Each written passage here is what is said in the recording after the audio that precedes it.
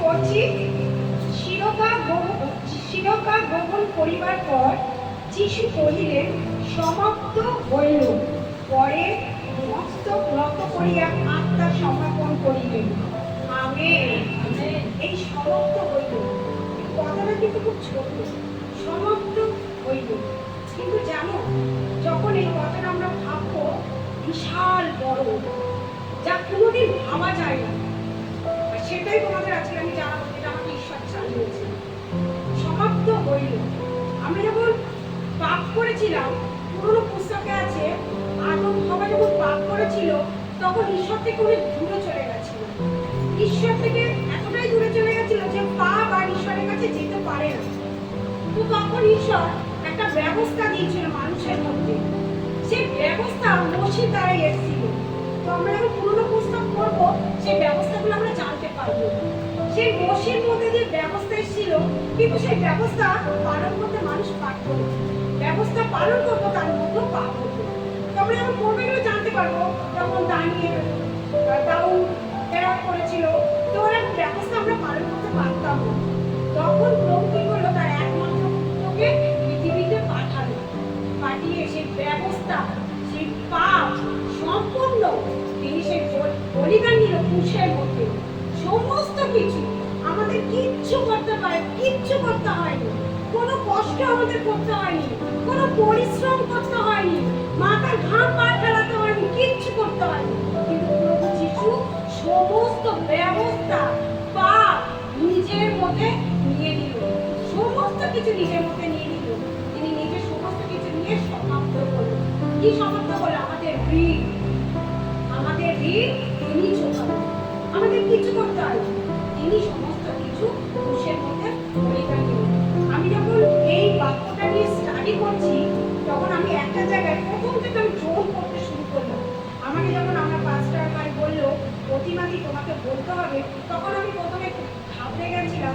কিন্তু যখন আমি প্রভুর কাছে প্রার্থনা করতে শুরু করলাম, প্রভু আমাকে সাহায্য করো, তখন আমাকে একটা বাক্য আমার সামনে দিয়ে দিল। সমরীয়া নারী, তোমরা সবাই সমরীয়া নারী পড়েছো। কিন্তু এমন সময় আসিতেছে, বরং এখন উপস্থিত। এমন সময় কি আসছে? এমন সময় আসিতেছে, বরং এখন উপস্থিত, যখন প্রত্যেকটি ভজনাকারী আত্মায় আসতে ওই তার ভজনা করবে। কি সময় আসছে? কিসের অপেক্ষা ছিল? সেই সমাপ্ত বলিদান। প্রভু ওখানে উপস্থিত ছিল, সমরীয়া নারীর সাথে কথা বলল, কিন্তু সেই বলিদানের অপেক্ষায় ছিল। তাই প্রভু বলছে, এমন সময় আসিতেছে, আজকে তিনি সমস্ত কিছু সমাপ্ত করে তিনি কোথায় আছে? কে বলতে পারবে?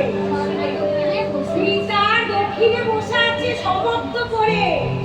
আর তিনি বলেছে, আমি যাচ্ছি, আমি একটা সহায়ক পাঠিয়ে দেবো, সেই তারা তোমাদের মধ্যে সমস্ত কিছু জ্ঞান করবে, সত্যে আত্মায় ভজনা করবে তোমরা।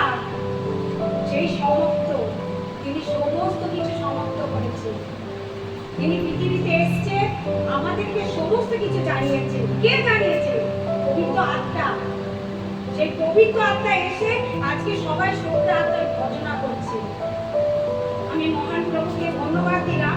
এর মধ্যে দিয়ে আমি কি শিখতে পারলাম? এর মধ্যে দিয়ে আমি শিখতেই পারলাম, আচ্ছা প্রভু আমাদের জন্য সব কিছু করেছে, আমাদের কিছু করতে হয়নি। প্রভুর কাজ প্রভু সম্পূর্ণ করেছে। প্রভু যা বলেছে প্রভু তাই করেছে।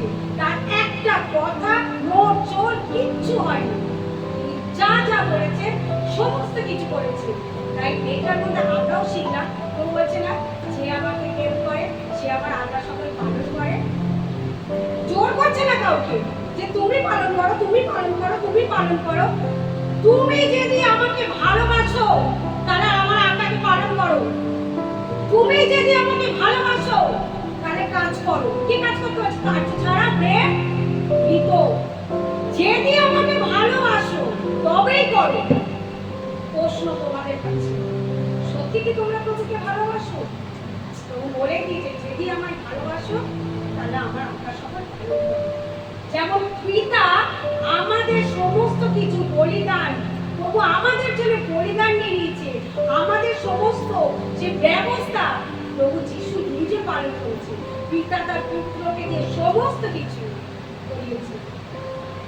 ঈশ্বর মহান, তিনি যা যা ব্যবস্থা করেছে তিনি নিজেই পালন করেছে। আমাদের কিচ্ছু করতে হবে না। তিনি একমাত্র পুত্রকে পৃথিবীতে পাঠিয়েছে আমাদের পাপের জন্য। আমরা পাপ করেছি, আমরা পাপ থেকে দূরে সরিয়ে গেছি, অনেক দূরে চলে এসেছি, কিন্তু ঈশ্বর মহান, বলছে আমি তোমাকে ছাড়বো না, আমি তোমার হাতই ছাড়বো না, কখনোই ছাড়বো না। ঈশ্বর মহান। তাই আমি প্রভুকে ধন্যবাদ জানাই যে প্রভু আমাকে এই বাক্য বলতে সাহায্য করেছে। আমি মহান ঈশ্বরকে কোটি কোটি ধন্যবাদ।